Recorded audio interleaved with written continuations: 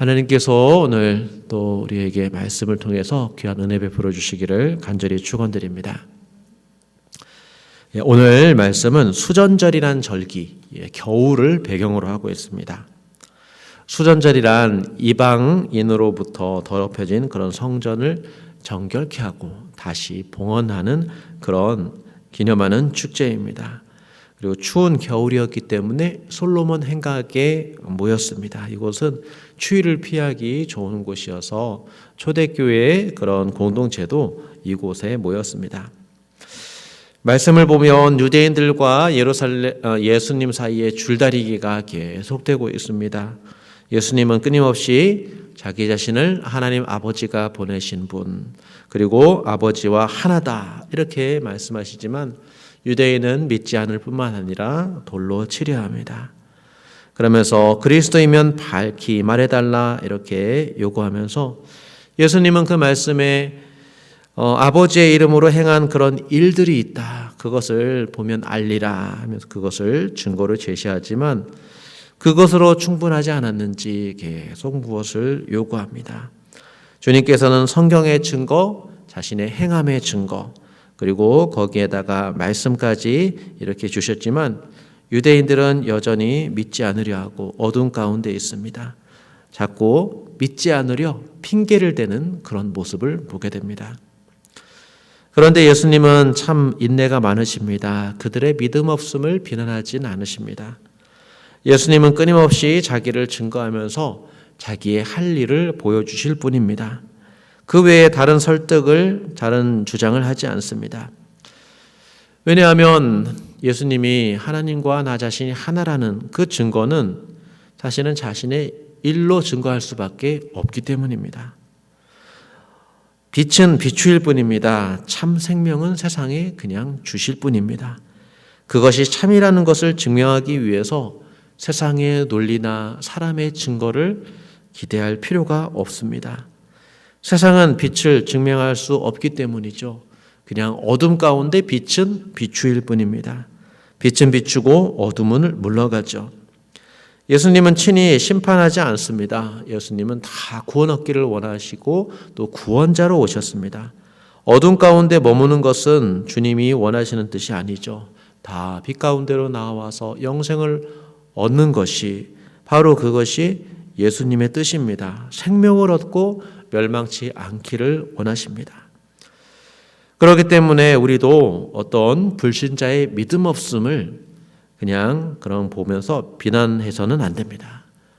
믿음 없기 때문에 그냥 죽어도 마땅한 그런 사람으로 생각해서도 안 됩니다. 또 믿음이 없기 때문에 우리를 바라보는 오해나 비난이 있다 할지라도 그냥 그러려니 하면서 감당해야 합니다. 주님처럼 사랑을 가지고 빛을 비추일 뿐입니다. 우리는 그렇게 살아갈 뿐입니다. 주님께서 우리에게 하라고 하신 일, 또 우리가 기뻐하며 하나님의 영광을 위해서 하는 그 사랑의 실천을 할 뿐이죠. 그것이 주님을 따르는 양들이 기뻐하며 감당해야 될 그런 일입니다. 그런 양들에게 약속이 있죠. 영생을 주십니다. 영원히 멸망치 아니할 것이라는 그런 말씀을 주십니다. 왜냐하면 하나님 아버지께서 주신 양이기 때문이죠. 세상의 어떤 것도 그 아버지 손에서 빼앗을 수 없습니다. 그래서 예수님을 따르는 것은 결국은 아버지 손 안에 거하는 것입니다. 그래서 예수님이 나와 아버지는 하나이니라 이런 말씀을 계속해서 해주십니다. 우리가 예수님을 보고 하나님 아버지를 알게 되는 것, 그것은 하나님이 우리에게 주시는 참 귀한 선물입니다. 그렇게 예수님을 있는 그대로, 예수님이 행하신 그대로 받아들이는 것이 우리에게는 너무도 필요합니다. 우리가 가진 어떤 선입견으로 우리는 예수님을 바라보게 됩니다. 처음에는 우리가 어떤 생각을 가지고 예수님이 참 좋으신 분, 예수님은 이런 분, 저런 분, 우리의 생각을 가지고 이렇게 바라보지만 그러나 자세히 바라보면 우리의 생각과 맞지 않는 게 참 많이 있습니다. 그런 생각을 우리는 사실 십자가에 못 박아야 됩니다. 우리가 어떤 생각을 가지고 예수님을 바라보면 우리가 옛 것을 가지고 새 것을 바라보는 것입니다. 그러면 도무지 새 것이 이해가 되지 않는 것이죠. 세상이 주는 하나님 관념, 일반적인 신관념, 세상의 지혜로 찾은 그런 하나님 지식을 가지고 예수님을 규정할 수 없습니다. 그런 것들은 종교학 같은 그런 학문에서 세상의 지식을 가르치는 학교에서 다룰 수는 있죠. 그러나 기독교의 하나님은 그렇게 세상의 지혜로 찾을 수 있는 하나님이 결코 아닙니다. 거꾸로 하나님은 계시하십니다. 하나님이 육신이 되어 주십니다. 그렇기 때문에 예수님의 그 육신과 그 행하심, 그 모든 말씀과 그 안에서 역사하시는 하나님을 보고 우리가 하나님을 알아가야 됩니다. 거기서 하나님을 알아가야지 그 계시로 우리가 하나님을 알아가면서 우리 안에 있는 세상 지혜를 다 바꿔야 됩니다. 다 바꾸고 다 새롭게 하면서 우리 안에 있는 하나님 지식을 이전 것은 다 버리고 예수님을 바라보며 있는 그대로 하나님을 바라보는 그런 계시, 그런 신학이 우리에게 필요합니다. 그래야 그 예수님이 우리에게 하나님의 능력이고 우리가 지혜가 된다라는 것을 우리가 깨달아 알 수 있습니다. 그래야 하나님이 역사하시고 성령께서 밝히 보여주시는 것이죠. 유대인들은 옛 하나님 생각, 율법이 가르쳐 주신 그런 하나님 생각, 그런 세상의 지혜로 사로잡혀 있었기 때문에 예수님을 제대로 보지 못합니다. 그래서 예수님을 돌로 치려 합니다. 예수님께서 영광을 드러내실 때마다 예수님이 하신 그런 말씀, 그걸 신성모독이다. 이렇게 정죄합니다. 하나님의 일을 하는 사람이 하나님을 모독한다는 그런 비난과 고발을 받습니다. 그 원인은 예수님이 주신 것이 아니고 이 유대인들이 옛 생각에 사로잡혀 있었기 때문입니다. 어둠 가운데 있었기 때문입니다. 예수님은 사람이 어떻게 하나님이라고 하고 하나님과 하나라고 이렇게 할 수 있느냐, 이런 질문에 이렇게 대답하십니다. 성경에 하나님의 말씀을 받은 사람을 신이라 하지 않았느냐. 이게 시편에 나오는 말인데, 하물며 아버지께서 세상에 보내신 자가 나는 하나님의 아들이라 하는 것을 어떻게 신성모독이라 할 수 있느냐, 이렇게 답변하십니다. 사람은 하나님이라 말할 수 없다. 이건 유대인의 생각입니다. 유대인의 옛날 생각입니다. 그러나 성경을 보면 또 신이라 할 수 있다라는 이런 하나님의 말씀이 있습니다. 그리고 실제로 예수님은 하나님이시죠. 육신으로 오신 사람이면서 동시에 하나님이시기 때문에 이 옛 성경의 말씀이 그냥 있는 말씀이 아니라는 것을 예수님이 친히 보여주고 계십니다. 그 말씀이 예수님에게서 성취되는 것이죠. 예수님이 신으로서 또 이 땅에 오셨습니다. 실제로 예수님이 사람으로 하나님이신 것처럼 예수님을 믿는 우리도 하나님과 같이 되는 것입니다. 개신교에서는 이것을 성화, 영화 이런 말로 표현했는데, 동방 종교회 같은 경우는 이것을 신화라고 표현합니다. 사람이 신과 같이 되는 것, 그것이 하나님의 뜻이다라고 말씀합니다. 단지 예수님을 닮은 것에서 끝나는 것이 아니라 우리가 하나님과 같이 되는 것. 그래서 우리가 부활하면 예수님과 같은 육체로 부활하기 때문에, 영원한 삶으로 우리가 부활하기 때문에 우리가 하나님과 같이 변화될 것이다 라고 이렇게 본 것이죠. 이것이 틀린 말이 아닙니다. 주님은 우리 비천한 육신에 영생을 주셔서 우리가 하나님과 같이, 예수님과 같이 되기를 원하시고 그렇게 되게 해 주실 것입니다. 우리가 이렇게 될 거라는 것을 우리가 알게 되면 그만큼 우리는 사람을 대할 때 사실은 하나님을 대하듯 해야 됩니다. 예수님을 대하듯 우리는 살아야 합니다.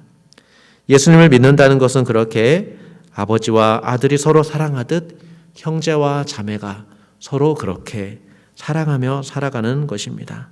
그것이 하나님이 주시는 풍성한 삶을 이 땅에서 누리는 것이죠.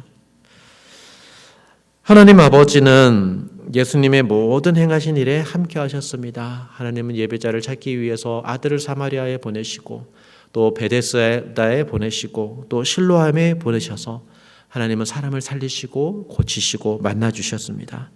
여러 가지 기적들을 다 행하셨는데 그것은 예수님이 자신이 생명을 주시는 하나님이심을 나타내기 위한 것이고 그 모든 일이 아버지의 일을 행하신 것이라는 것을 드러내기 위한 것입니다.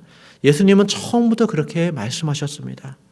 그래서 예수님은 나를 믿지 아니하여도 그 일은 믿어라 라고 말씀하시는 것입니다. 그 일들을 보면 장차 이제 죽은 자를 살리시고 십자가에 부활하시고 죽으시고 부활하신 이것을 다 보게 되면 이제 성령께서 알게 해주실 것이라는 것이죠. 이 모든 일이 아버지께서 예수님 안에 행한 것이고 또 예수님이 아버지 안에 있다라는 것을 다 깨달아 알게 될 것이라 말씀합니다. 그러니까 예수님은 답답하시죠. 나는 믿지 아니할지라도 그 일은 믿으라 라고 말씀하십니다. 예수님이 아버지 안에 있는 것, 그리고 하나님의 생명, 그리고 사랑과 순종의 관계라는 것, 그리고 풍성한 은혜와 생명이 그 안에 있다라는 것, 그것을 우리에게 보여주실 것입니다. 그러니 믿으라, 깨달아 알라라고 예수님께서 말씀하십니다. 그런 의미에서 요한은 이렇게 예수님이 행한 일들이 참으로 많지만 그 가운데 잘 정리해가지고 이것을 믿으면 하나님을 알게 될 것이다 라는 그런 소망으로 이런 복음서를 기록했습니다. 그래서 이 말씀을 듣고 믿으면 풍성한 생명을 얻을 수 있으리라 하면서 요한은 생각했고 또 성령께서 그런 은혜를 주신 것이죠.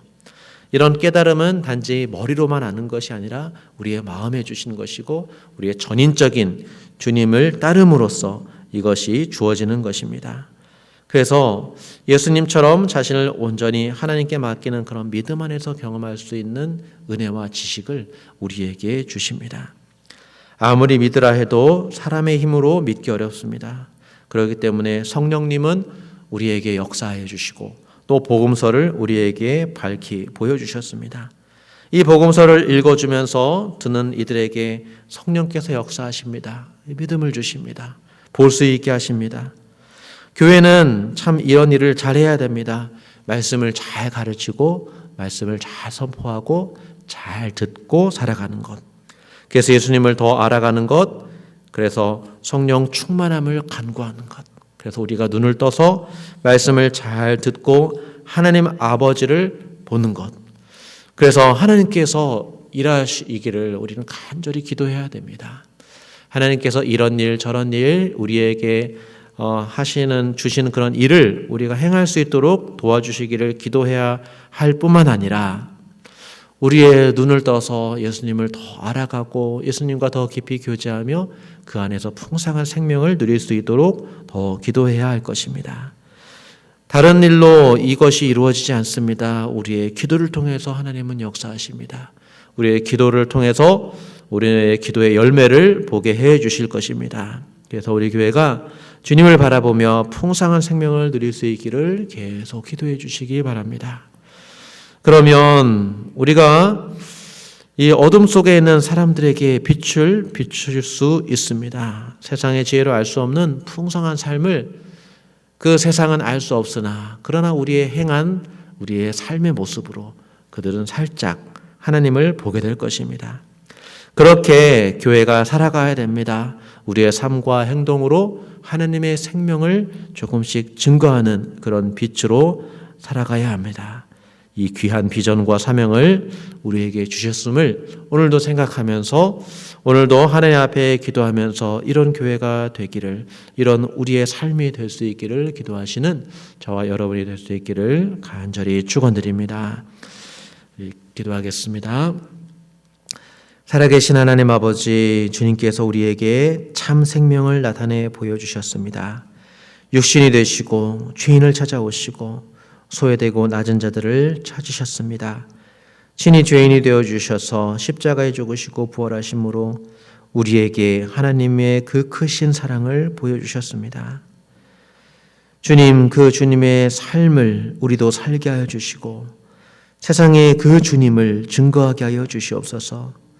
성령께서 온 성도의 눈과 마음을 열어 주님을 바라보며 더 알게 하여 주시고 아버지의 그 사랑 안에 거하여 살게 하여 주시옵소서.